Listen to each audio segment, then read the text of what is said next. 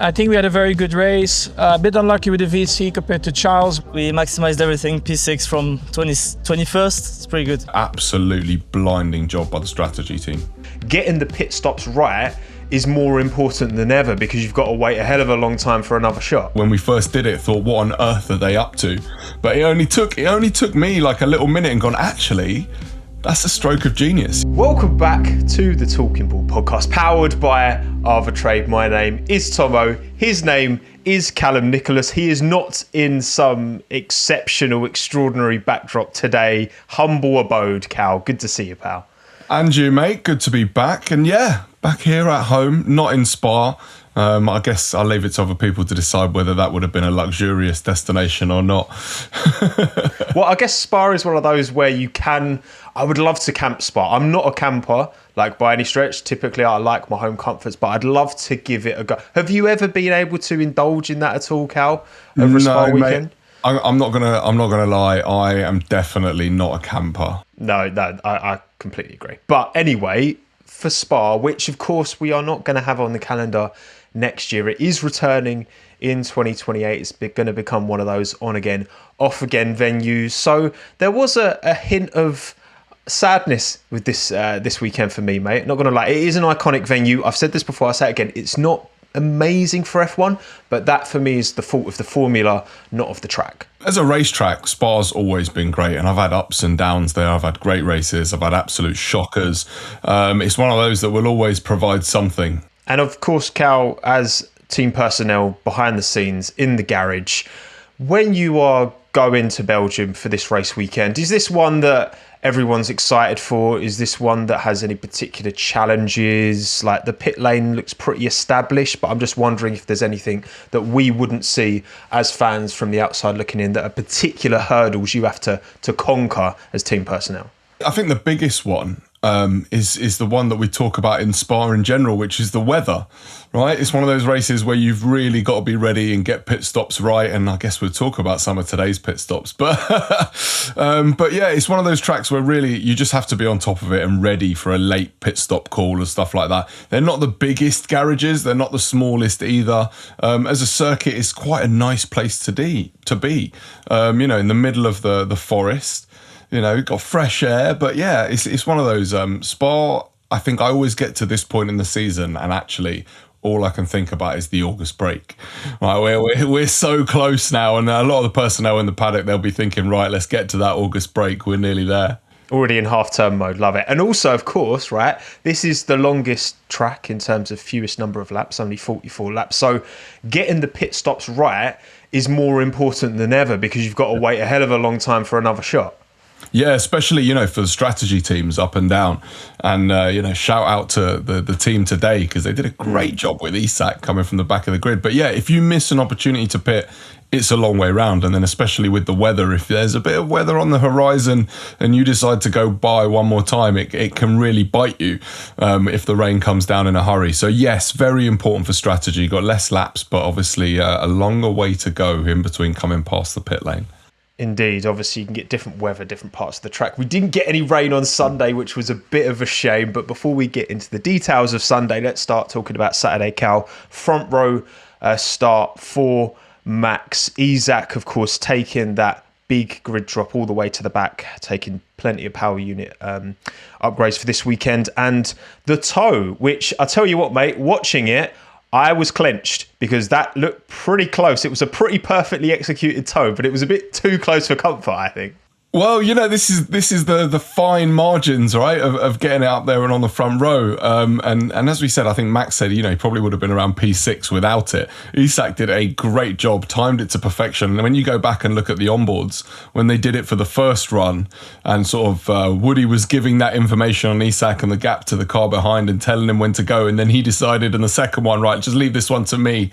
I'm going to call it as late as I feel. And, you'd argue he got it absolutely spot on. You wouldn't have wanted it any closer, but any further back and you're just not getting the same impact. So yeah, absolutely nailed it. Yeah, Max was sad afterwards. Like, they both kept it pinned and there was full commitment. And again, it was fine margins in qualifying, but just snuck into P2. And even Isack as well, Post-race, he wasn't overly happy with his one-lap pace, but he was within a few tenths of Max in Q2. So, I think going into Sunday, I think we were in a better place than maybe I kind of expected. Spa, power-dominated track, Mercedes bringing upgrades for this weekend. Obviously, Ferrari have been able to bring upgrades to their engine as well. So I think for me, going into Sunday, we were in a pretty strong position. Yeah, I think so. And this is the thing. I think when you look at the whole package and the weekend and going into it, if you said you come out with that result, you'd be like, yeah, you know what? That's about where we are. Right. I think from Isack and his own performance, I think he's gone from strength to strength. And you say, a few tenths off of Max in qualifying, but around a track like Spa, where the lap is so long, that's sort of exacerbated anyway. Actually, a lap like Spa, that's pretty close to your teammate, from the position that he wants to be in. He just needs to take each race one at a time and keep going. And it seems like he's been doing that so well. The knockbacks don't seem to have knocked him back much at all. And he's just going from strength to strength at the moment. But great job, obviously, with the teamwork in quali, knowing he was going to take that pen.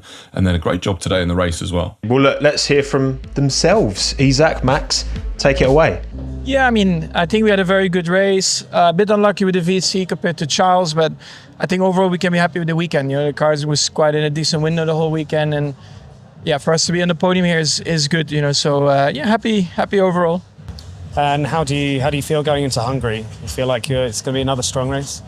I don't know. I don't know what to expect. Let's see also with how we prepare the car with the whole package, how competitive we're going to be with that. But again, completely different layout. But at the same time, exciting to see how we'll perform there. Yeah, it was very strong pace. Nothing more I could have done. And, the strategy was perfect as well. Had the flexibility on which compound I wanted to race with towards the end. So, yeah, honestly, well done from the strategy team. And, yeah, like I said, pace was the main focus the whole weekend. One lap pace, not so much. So yeah, we maximized everything. P6 from 21st. It's pretty good. So yeah, let's start with Isack. Look, very strong pace, perfect strategy, well done team, happy days, like damage limitation. When you take these penalties, Cal, when you choose to, you have to over the course of the season at multiple occasions, and I guess there's a degree of strategy deciding when to take them. Why do you think the team might have selected Spa as a particularly good opportunity? Because it feels like we did, again, really limit the damage and get Isack back to a position not a mile off where he might have started without that anyway. Spa is one of the circuits you look at for when you're going to have to take an engine into the pool and it's going to cost you grid places. I guess, the long straight, the run up to turn 5, the run up there, it lends itself to overtaking. It wasn't so much down into the bus stop this week, but I think in general, because of the long lap and actually how much track space there is, it gives you more options for planning your pit stops and putting you in a good position in clear air, right? You're more likely to be able to find that on a track like Spa that's not so compacted, and that gives you a better opportunity to make those places up. And look, the proof's in the pudding, right? You look at that result today and it shows you exactly why you take the penalties there. I will say though, in particular, strategy team did a great job because, Lando started in 13th and finished a position behind us. So yeah, absolutely blinding job by the strategy team. Yeah, great pace from Isack at the end to kind of hold off Lando. Also, again, interesting that where, of course, Isack started on the hard, needed to pit twice to get back onto a hard, to then try and, we maybe could have taken it to the end of the race. Obviously, that late VSC gave us an opportunity to box him again. But, how often would we... I can't really remember the last time that we've seen a car come in back-to-back laps. But, of course, that safety car period was long enough, because that's Recover George, that Isack could essentially, just do a full reset and then just got run long, which doesn't happen very often, right? Especially around such a long lap as well. When these opportunities present themselves, you've just got to go and grab it, right? And that's exactly what they did. And there'll be a lot of people in that pit lane today that when we first did it thought, what on earth are they up to? But it only took me like a little minute and gone, actually, That's a stroke of genius. Use this early safety car to get rid of the tyres that you had to use, but weren't particularly the ones you wanted to be on, so that you could go long. Take that opportunity and look. Like I said, it all panned out so well that it's hard to argue against the strategy decisions today. And of course, like the worst case would have been for that second pit stop, the safety car to have ended at an inopportune moment. But within the team, will there be someone, during that safety car period, like eyes glued on George's car, seeing how the recovery is going? Will all the teams have someone whose focus it is to make sure, right, hang on, because we've seen it before where drivers have come in and then it's just as the VSC or just as the safety car is ending, and it can also catch you out, right? Yeah, I mean, there's only the track cams that you've got available to you to actually see what's going on with George's car. You don't necessarily have a view of it directly. You might be lucky in that tracks like Spa, you might tend to have a couple of people out there scouting weather for you. And if there happened to be one of those people near where the crash was, you could maybe use one of those to give you an eyeball on it. But yeah, you don't always know. But what you do have back in our ops room is you've got, tens of people who are all working on the strategy and working in the way that we can get through the race quickest and put ourselves in the best position. And what's always fascinated me about it is how all of that information has to sort of get funneled through like one point of contact from the factory in Milton Keynes to the circuit, and then that single point of contact between your race engineer and your driver to sort of make the calls on pit stops and stuff like that. So yeah, it's there's so much that goes into making those calls right. And I think, strategists, they always get a load of grief if they make one that's not perfect. But, there's a lot of people involved in these decisions and making them work. Yeah, and I guess it's having that high quality information back at base and on the pit wall, but also knowing what is important and what is actually going to help us in these like time pressured situations. I think that's something that's, I guess, a skill in itself, right? To be able to disseminate all that information and actually package it and then communicate it to the race engineer, GP, who can then communicate to Max or Woody to Isack, right? And actually that's something I think that this world of data, and we've talked about this before, and we've, whether it's with Oracle or whoever, all of these partners we have, all of these tech partners that give so much information, but also there can be such thing as too much information. Yeah, and someone's got to interpret it, right?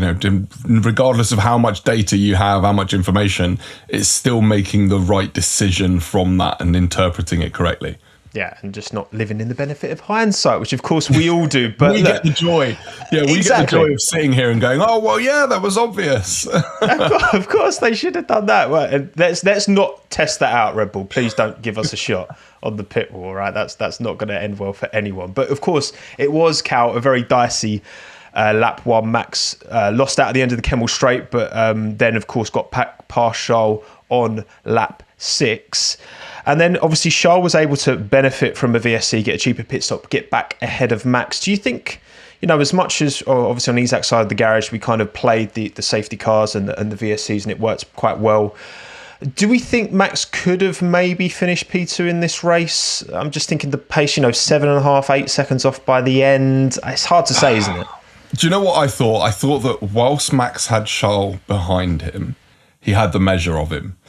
But I think, towards the end of tyre stints and that sort of straight line advantage that the Ferraris seem to have, I think it was going to be hard for Max to keep Charles behind him for the length of the race. However, I will say the VSC, it did kind of rob us of seeing that happen, right? Watching Max and Charles race is one of my favourite things in Formula One, right? Watching Max and Lewis, watching Max and Charles, these are some of my favourite battles. So if anything, I wasn't really annoyed about the VSC because I was kind of like, you win some, you lose some, right? That's how it goes with safety cars, as we know well.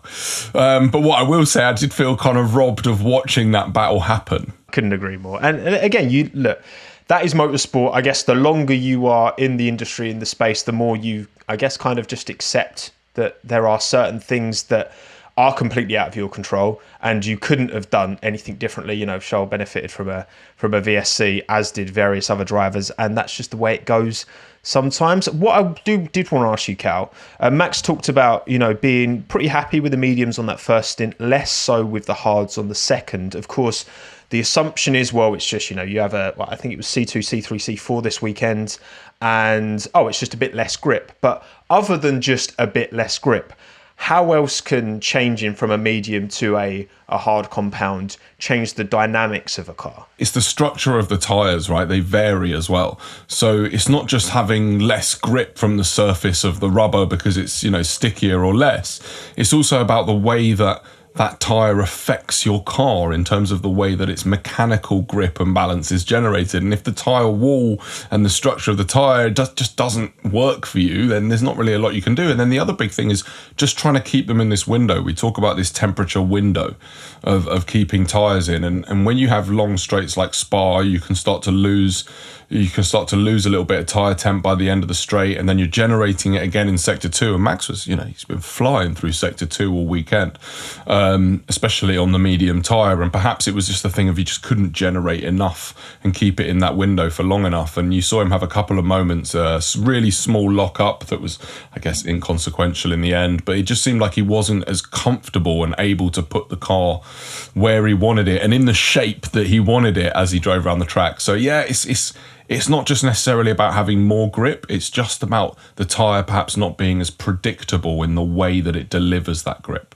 Yeah, I literally took it off the tip of my tongue. I was going to say, like, predictability, especially on that medium, being happier at the start and then bolting another tyre on, and then all of a sudden just not, I guess getting into that flow state is what drivers are trying to achieve all the time. And when you've got that change, you know, some drivers talking about, I remember Lewis, you know, wanted a change of wing as well as changing his tyre compound to, I guess, accommodate for those other changes in grip that come with changing from a medium to a hard.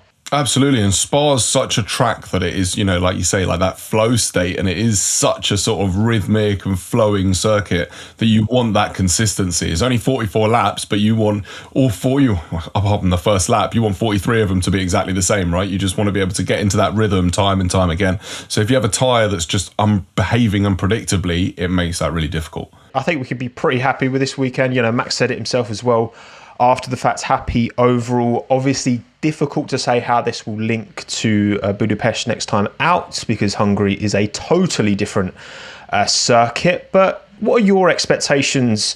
I feel like it's a track we've always done pretty well around. It's like a big go-kart track, right? It's good fun. Yeah, I think it's one of those that the drivers do quite enjoy. We always sort of say, well, there's not many overtaking opportunities, but it's a very technical circuit, right? And I think you really have to be switched on. The car has to have all of the downforce that you can muster.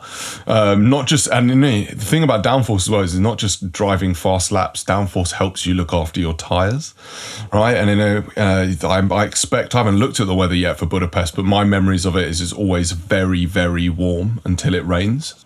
And deg becomes a real thing. So being able to look after the tyres, what I will say is I think we go into it, you've got to be at least a little bit hopeful.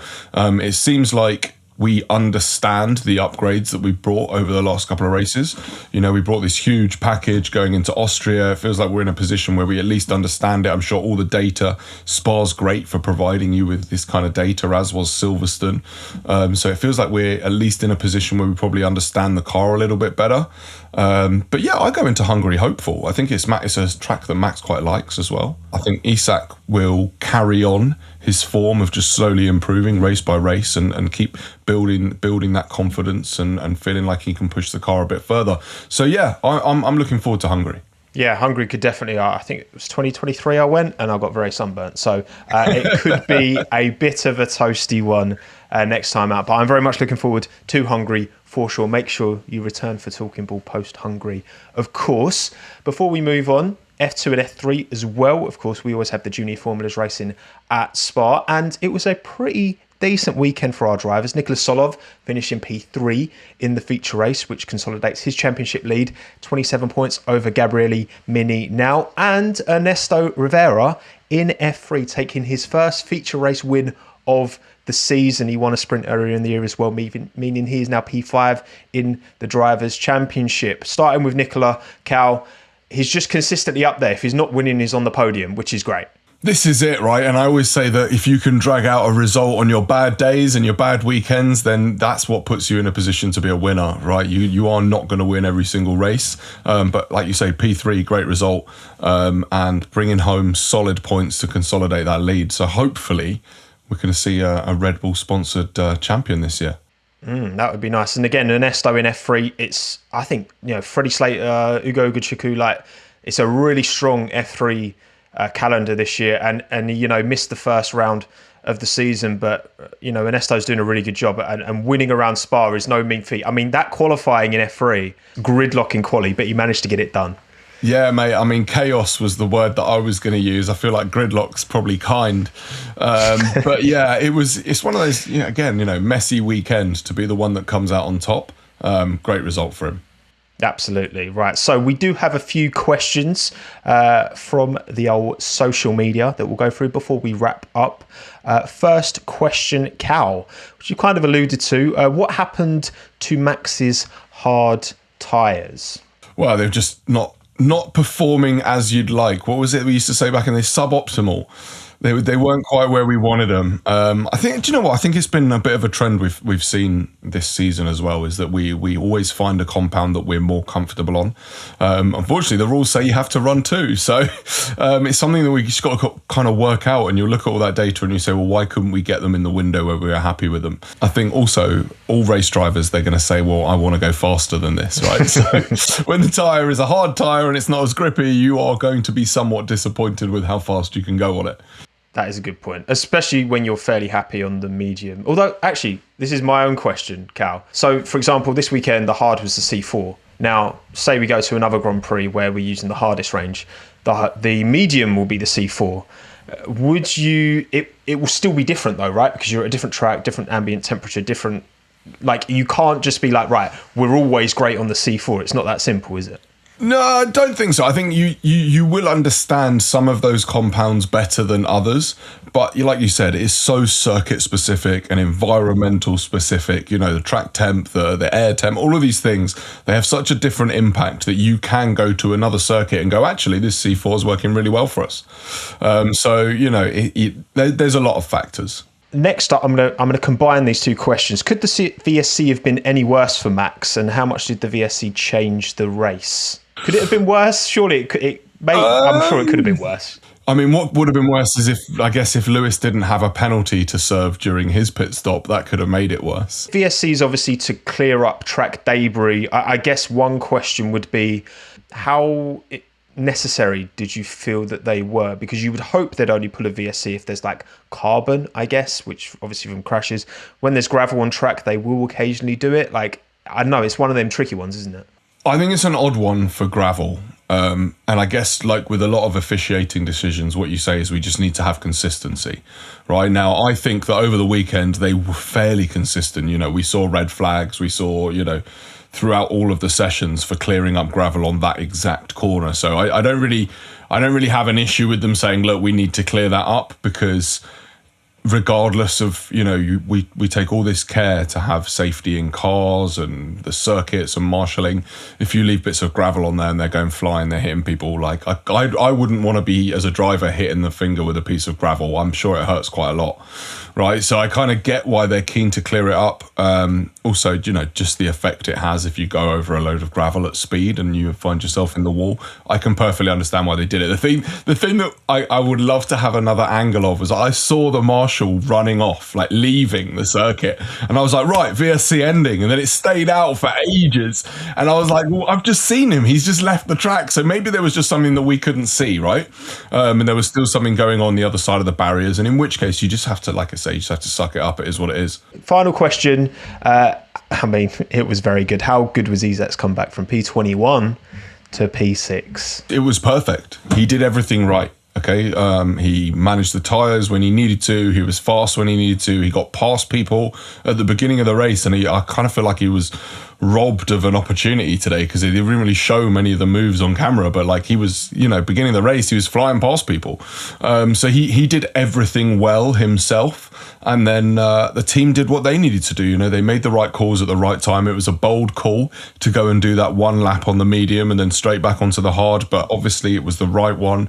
And then the pit crew, the stops looked all really clean today, consistent, clean pit stops.